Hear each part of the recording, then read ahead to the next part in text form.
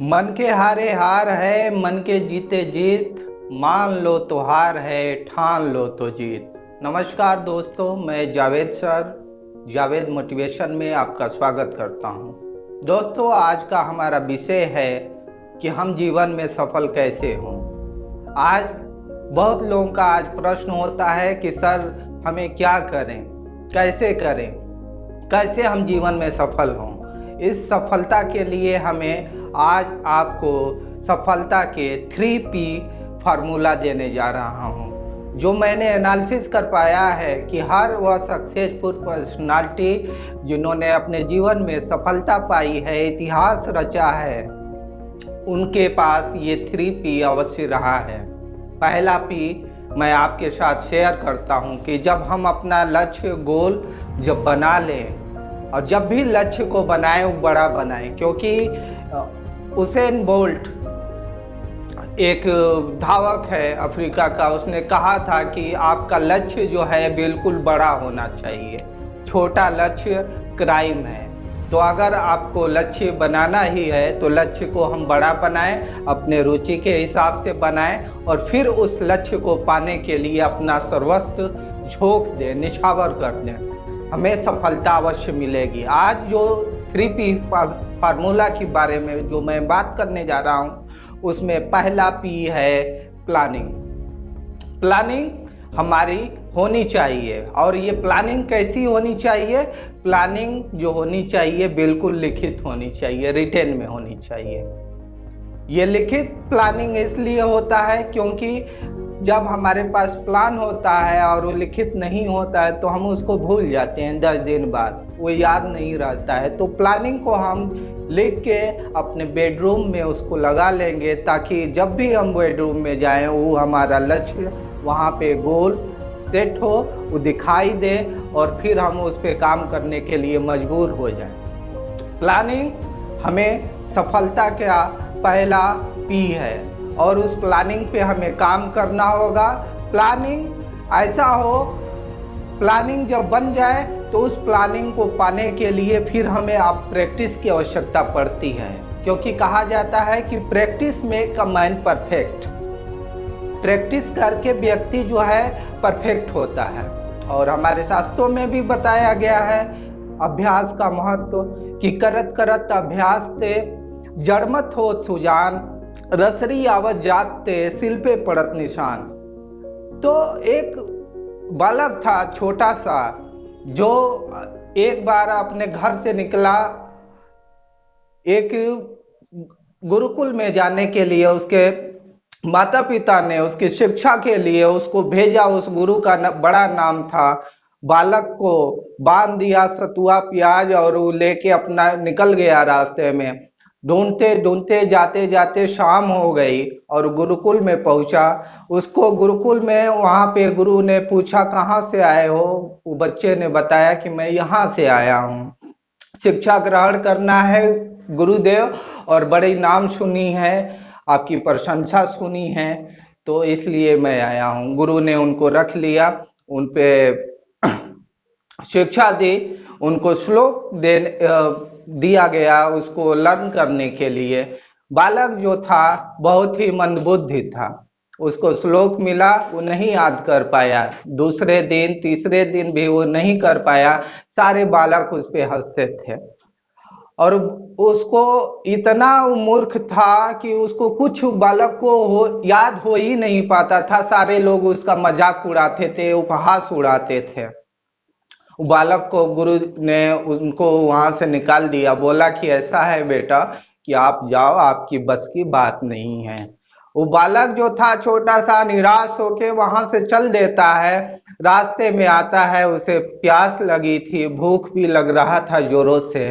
वह एक कुएं के पास आके बैठा, और बैठने के बाद उसने उस सतुए को उसने साना, और खाने के लिए वो बैठ गया।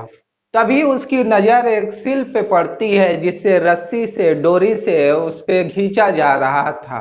बालक वहां से उठा और फिर से अपने गुरु के पास पहुंचा। कहा कि गुरुदेव मुझे एक मौका और दीजिए।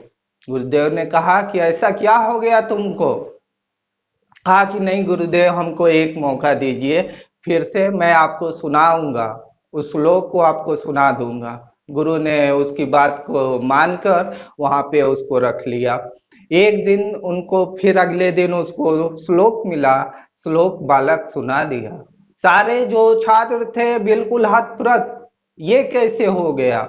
दूसरे दिन गुरु ने कठिन श्लोक दिया लर्न करने को, वो भी सुना दिया। तीसरे दिन तीन तीन दे दिया उसको श्लोक, वो भी सुना दिया। सारे लोग जो उसका मजाक उड़ाते थे, उपहास उड़ाते थे, वो बिल्कुल शांत पड़ गए। उनको समझे में नहीं आ रहा था कि ये क्या हो गया, ये कैसे जादू हो गया।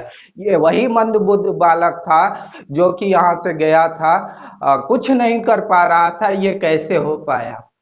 मंदबुद्ध बालक ने बताया कि हम जब गए यहाँ से रिटर्न हो रहे थे, तो हमने देखा कि एक मुलायम सी रस्सी, डोरी सिल पे, पत्थर पे, वो बार बार घिसने से जो है उसमें गड्ढा हो गया था, निशान बन गया था।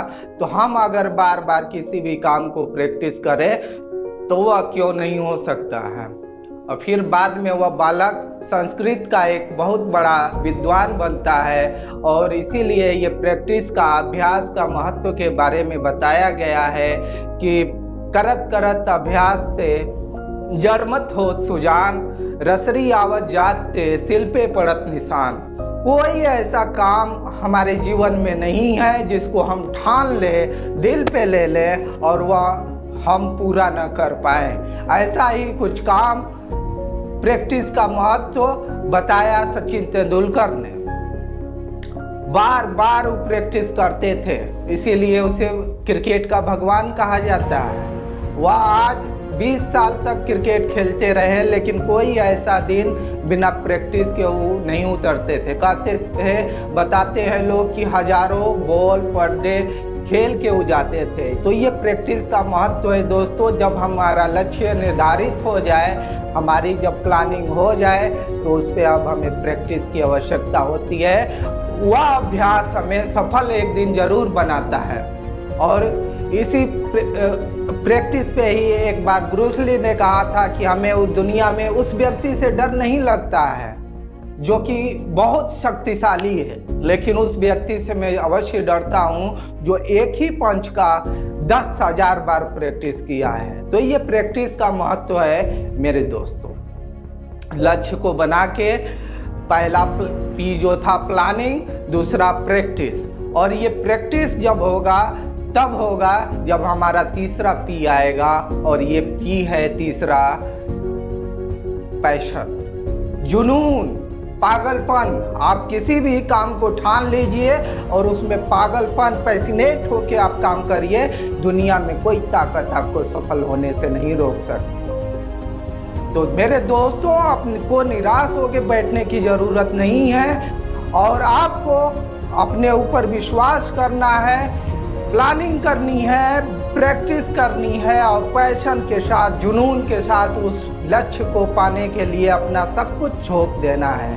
दुनिया हंसेगी, लोग पागल कहेंगे, आप उसी ने इतिहास रचा है जिसको दुनिया पागल कहती है। तो हमें इतिहास रचना है, इतिहास बनाना है, तो कलम की जरूरत नहीं होती है, अभ्यास की जरूरत होती है, प्लानिंग की जरूरत होती है, पैशन की जरूरत होती है, और ऐसे लोग ही इतिहास रचते हैं। तो ऐसे ही उत्साहपूर्वक, जोशपूर्ण कहानी और जज्बा जो आपके अंदर से जगाए, आपको स्पिरिट लाए, आपको सफलता दिलाने के लिए, ऐसे ही बातों को लेके मैं आता रहूंगा।